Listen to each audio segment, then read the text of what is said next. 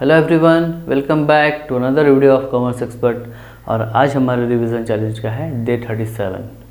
आज हम जो चैप्टर स्टार्ट करने जा रहे हैं या जो टॉपिक पढ़ने वाले हैं वो है कैश फ्लो स्टेटमेंट। ये चैप्टर टोटल 8 मार्क्स का एग्ज़ाम में आता है। 8 मार्क्स से 2 मार्क्स जो होगा वो 1 मार्क्स का क्वेश्चन होगा, आइदर MCQ हो, ऑब्जेक्टिव क्वेश्चन हो। तो 2 मार्क्स जो इसमें से होगा वो MCQ या ऑब्जेक्टिव होगा, और एक 6 मार्क्स का क्वेश्चन होगा जो आपके क्वेश्चन पेपर का सबसे लास्ट क्वेश्चन होगा, क्वेश्चन नंबर 32। वो क्वेश्चन 6 मार्क्स का कैश फ्लो होगा।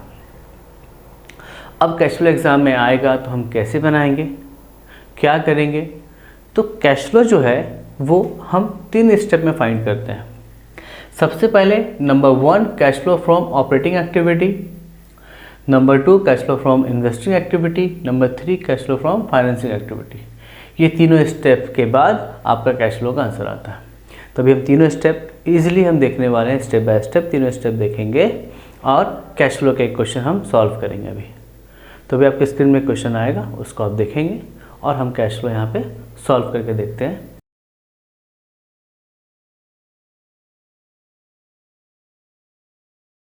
तो अभी आपने इस क्वेश्चन में देखा कि एक गुजरात स्पिनिंग मिल्स लिमिटेड है जिसका बैलेंस शीट दिया हुआ है और 2017-18 2 साल का अमाउंट है, और बनाना क्या है?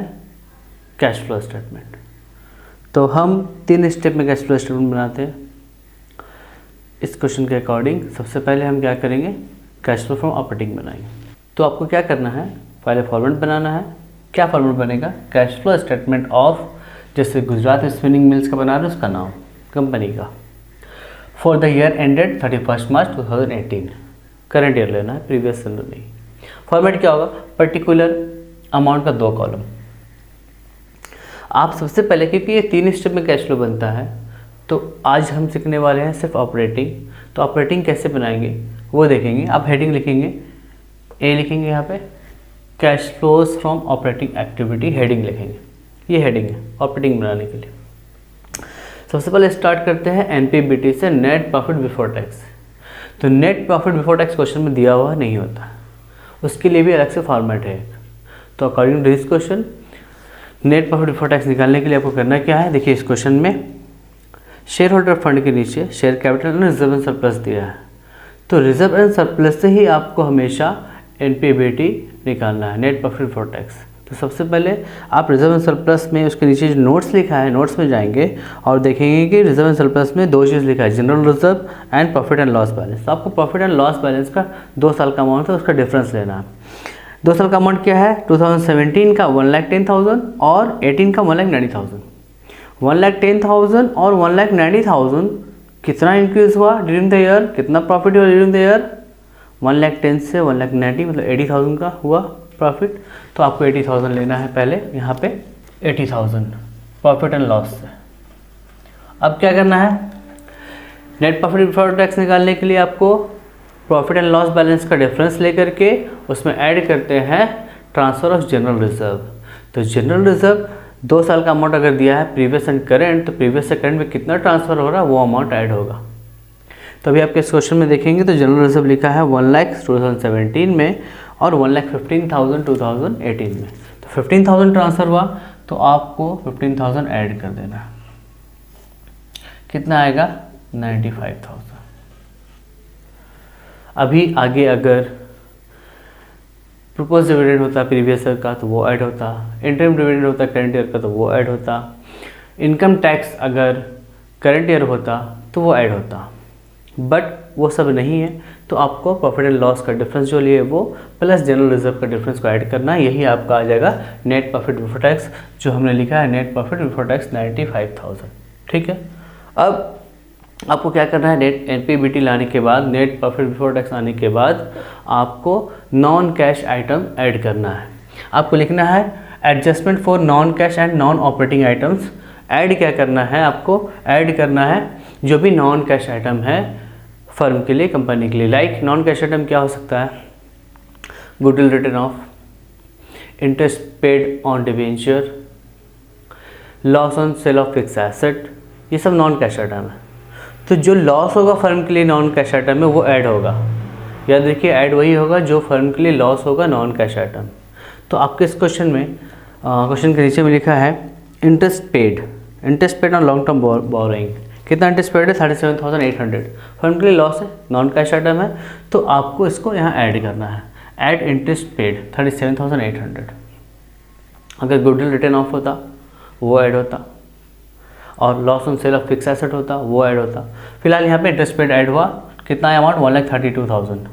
अब आपको क्या करना है, इसमें लेस करना रहता है। लेस क्या? अगर लॉस आप ऐड करें तो इनकम सब लेस करेंगे। इनकम मतलब रेंट रिसीव होगा और इंटरेस्ट रिसीव होगा, डिविडेंड रिसीव होगा। अगर कुछ रिसीव होगा वो इनकम है, वो लेस होगा। बट इस क्वेश्चन के अकॉर्डिंग कुछ नहीं है, तो यहाँ पे लेस कुछ नहीं होगा, सिर्फ ऐड होगा। ये ऐड होने के बाद, और अगर लेस होता, लेस होने के बाद जो आंसर आएगा वो होगा operating profit before working capital changes. WCC का मतलब है वर्किंग कैपिटल चेंजेस।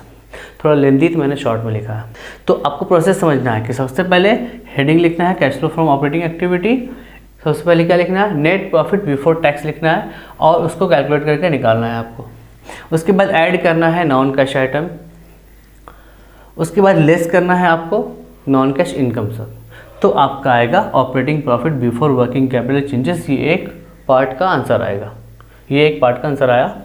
उसके बाद फिर से आपको ऐड और लेस करना है। अब ऐड और लेस क्या करना है? तो आपको ऐड और लेस करना है decrease in current asset add होगा, increase in current liability add होगा। उसी का opposite increase in current asset less होगा और decrease in current liability less होगा। तो जब operating profit before working capital changes आ गया, उसमें आपको सबसे पहले लिखना add decrease in current asset. Current asset जो भी डिक्रीज होगा वो आपको लिखना है। तो अकॉर्डिंग टू द क्वेश्चन यहाँ पे सन्ड्री डेटर्स है। सन्ड्री डेटर्स जो कि नोट्स में लिखा है नीचे, 1,25,000 से 94,000 हो गया। यानी 2017 में 1,25,000 था, अभी 94,000 हो गया 2018 में, डिक्रीज हुआ। डिक्रीज इन करंट एसेट है डेटर, तो करंट एसेट डिक्रीज होगा तो यहाँ पे लिखेंगे कितना डिक्रीज हुआ? 31,000। उसके बाद डिक्रीज इन करंट एसेट जब ऐड हो रहा है तो increase in current liability add होगा। करंट लायबिलिटी क्या इंक्रीज हो रहा है इस क्वेश्चन में? तो आप यहाँ पे देखेंगे कि ट्रेड पेबल जो है वो 80,000 था 2017 में, और 18 में आके वो हो गया 95,000। 15,000 इंक्रीज हुआ है लायबिलिटी, करंट लायबिलिटी। तो वो भी लॉस है फर्म के लिए, जो भी लॉस होगा वो ऐड होगा, तो 15,000 ऐड होगा। याद रखिए ये हेडिंग लिखना ज़रूरी। डिक्रीज इन करंट एसेट उसके अंडर में जो आएगा वो, फिर इंक्रीज इन करंट लायबिलिटी उसके अंडर में जो आएगा वो लिख दिए आप। दोनों ऐड करके 31 + 15 46,000 आप इस कॉलम में निकालेंगे, फर्स्ट वाले अमाउंट कॉलम में, सेकेंड में नहीं। ऐड कर दिए 1,78,800। अब आपको क्या लेना है? जो फर्म के लिए इनकम होगा वो लेस होगा। लाइक क्या इनकम होगा? तो increase in current asset, current asset increase कर जाएगा, बढ़ जाएगा, तो फर्म के लिए इनकम है वो लेस होगा। और decrease in current liability less होगा। तो अभी आपके क्वेश्चन के अकॉर्डिंग जो बिल रिसीवेबल है, इन्वेंट्री है, वो इंक्रीज हो रहा है, करंट एसेट इंक्रीज हो रहा है, तो ये लेस होगा। तो कितना इंक्रीज हो रहा है? तो आप देखेंगे यहाँ पे इन्वेंट्री जो है, इन्वेंट्री 2,10,000 से 2,80,000 हो गया। 2017 में 2,10,000 था, अभी 2,80,000 है। कितना इंक्रीज हुआ? 70,000। तो ये लेस होगा तो ब्रैकेट में हम इसको लिखेंगे माइनस में। और बिल रिसीवेबल कितना इंक्रीज हो रहा है? 5,000। अमाउंट कितना था बिल रिसीवेबल का? तो वो 15,000 था, अभी 20,000 हो गया, 5,000। दोनों मिला करके 70 + 5 75,000 लेस होगा, ब्रैकेट में लिखेंगे। इसको माइनस कर देंगे जब, तो ये आएगा 1,03,800। ये आपका आया net cash flow from operating activity. अगर आपके क्वेश्चन में इनकम टैक्स दिया हुआ होता 2 साल का, करंट एंड प्रीवियस, तो ये जो आंसर आया है इंक्रीज इन करंट एसेट को लेस करने के बाद, ये होता कैश जनरेटेड। कैश जनरेटेड के बाद आपको income tax paid during the year जो होगा प्रीवियस ईयर का, उसको माइनस करेंगे, तब जाके आपका net cash flow from operating activity आएगा। बस इस क्वेश्चन में इनकम टैक्स नहीं है, तो जो आंसर आया उसी को हम लोग क्या लिख रहे हैं? Net cash flow from operating activity. अगर ये आंसर माइनस में आता तो आप आंसर यहाँ पे लिखते net cash used in operating activity, और इस अमाउंट को आप अब लास्ट कॉलम में यहाँ पे निकाल के लिख देंगे। ये आपका ए नंबर कंप्लीट, मतलब cash flow from operating complete, ये आ गया। अब इसको यहाँ पे लिख दिया, आप छोड़ दिए। इसके बाद बनेगा cash flow from investing activity. तो आज के वीडियो में बस इतना ही। नेक्स्ट वीडियो में हम देखने वाले इसी क्वेश्चन से related cash flow from investing activity. तो अगर ये टॉपिक समझ में आया तो आप वीडियो को लाइक करें, शेयर करें, कमेंट करें, सब्सक्राइब करना ना भूलें। Till then keep learning.